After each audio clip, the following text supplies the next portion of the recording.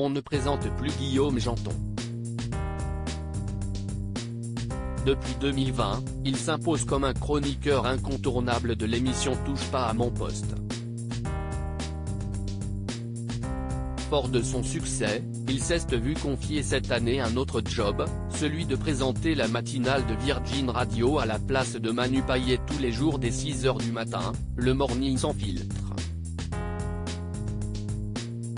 Depuis la rentrée donc, Guillaume Janton réveille ses auditeurs, entouré de notre Miss France 2022 Diane Lair et Fabien Delettre.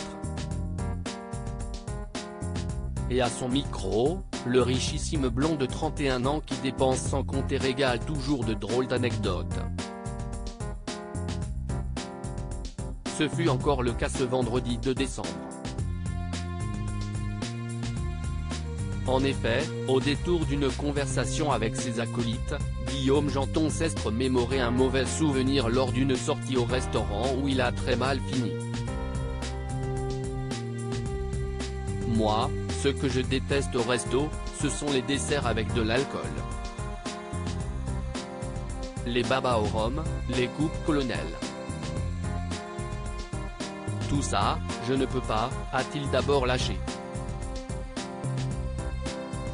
Et pour lui de raconter sa mésaventure, la dernière fois, j'étais dans un restaurant chinois, j'ai pris les beignets, si est très bon, à la banane flambée.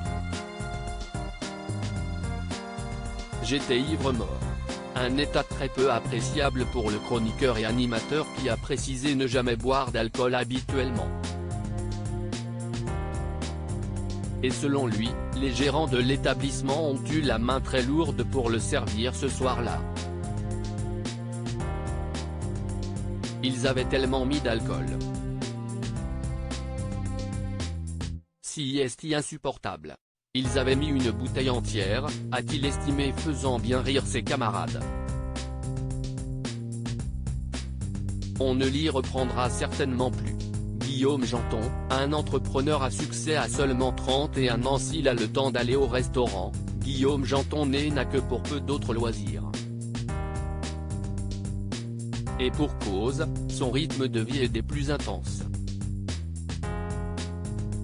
En terminant TPMP à 21h20, je me couche vers minuit. Et me lève à 4h30. Je sors donc moins.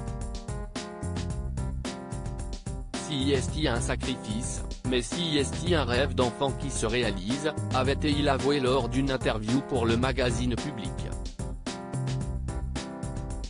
Il faut dire que l'entrepreneur est un accro au travail.